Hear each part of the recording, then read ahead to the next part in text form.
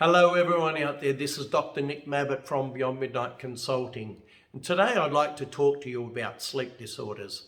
Now I'm not going to talk about the full range of about 80 sleep disorders that we have. That would put you to sleep. Today specifically I'm going to do part one of two talks on this, and today I'm talking about obstructive sleep apnea. This is quite a nasty sleep condition that affects roughly 8 to 10% of the adult population. And obviously, the older you get, and I've seen a correlation here, the older we get, the more weight we tend to put on. Now, that also correlates with having a large neck. Now, just to explain obstructive sleep apnea, there are two main causes of having a sleep apnea. And an apnea episode is where you breathe out, and when you go to breathe in, your throat snaps shut and you can't get a breath in. One of the two causes of that could be oversized adenoids, tonsils, uvula, soft palate, perhaps a deviated septum. There's a whole range of things that are more medical conditions to do with the condition of your throat.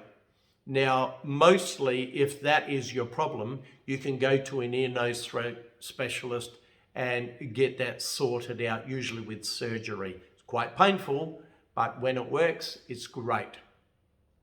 Probably about 90% of the cases that I see with sleep apnea are from the people themselves having a large neck. Now, my neck size is about as big as I would like it to be. Currently, with this size neck, which is around 48, 49 centimeters, I do not snore, unless I have a few glasses of wine, of course. But generally, I will not snore.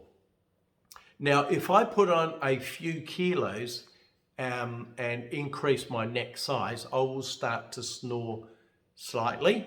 If I put on, say, 10 kilos, I will snore very loudly, enough to wake me up. We call that problem snoring. And once you get to problem snoring, you also wake spouses and people in the next room. Around that area, you will also often start doing what we call the sleep apnea episodes. And that's where you'll breathe out, and because you've got a lot of weight around your neck, that puts pressure on all of the structure of your neck. And of course, if you're in pretty poor condition, the muscles and that around your neck also tend to get loose and weak. This all adds up in the throat collapsing as you're trying to breathe in. Now, one breathing apnea usually lasts around 20 to 25 seconds. It actually has to be longer than 10 seconds to be called an apnea. And of course, when you are not breathing, there's a whole lot of physiological changes goes on in your body.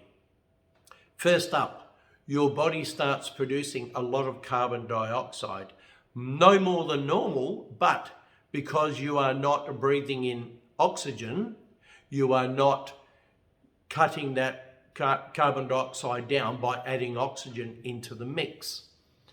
That also causes this reaction where your heart will start pumping stronger, harder, and faster to promote more blood flow to your brain, because the oxygen saturation of your blood is decreasing to dangerous levels while you are holding your breath while you're asleep. And of course, some people can hold their breath once a minute while they're in deep sleep. That is so dangerous, it's ridiculously unhealthy. Now, if you think you might have this disorder, please, for yourself and for your loved ones, get it fixed. How do you recognize you've got it? A lot of people, if you live by yourself, it's hard to tell. If you think you might have it because you wake up with serious headaches due to a lack of oxygen, or you wake up seriously snoring and waking up feeling like you're hardly breathing, then I recommend you get straight off to see your GP as soon as you can and get a referral from the GP to see a sleep specialist, or also a big recommendation right now because of the hospital systems the way they are, is to go to a pharmacy, and most pharmacists these days will kit you up with a set of apparatus to take home and measure your breathing apnea if you actually have apnea sessions. You take it back to the pharmacy in the morning, download the data, they'll diagnose it, and usually within 4 to 6 weeks you'll get a report back saying what you need to do to fix this disorder.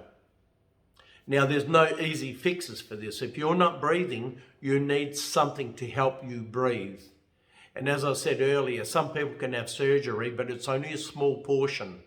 Think like a carpenter in that area. Measure twice, cut once. Don't just go and have an operation because it sounds like a good idea. Get a couple of people to have a good look and make sure that if you're having an operation, it is going to get you a good outcome, because they're expensive, painful, and only work in a certain amount of cases. For most people, the simple and intermediate fix is to get what we call a CPAP device, continuous positive airway pressure. And that is a device that can fit onto your face, and it acts as a mask, and it blows air down into your nose or your mouth or both at the same time, forcing air down past that or through that collapsed airway, opening it up and forcing you to breathe. A lot of people see these masks and they go, oh, that's a horrible thing to wear. But what's really horrible is your physical condition if you let this thing carry on without getting it fixed. Please get it fixed. If you have a partner and that partner wakes you up sometimes and says, oh, look, I'm so worried about you. I know you're holding your breath and I'm worried that you might die in your sleep. That is a realistic concern, because some people, if it's left untreated for too long, you actually run the risk of having major strokes and major heart attacks while you are asleep. Do not take that risk. It's not worth it. Go and get it sorted. If you need more information on this, please reach out to me through my website, beyondmidnight.org. I am more than pleased to help you at any time to get this thing sorted. It's a nasty condition. In the next session that I talk about sleep disorders, I'll talk about different forms of insomnia. So until then, you have a great week and I'll talk to you later. Bye.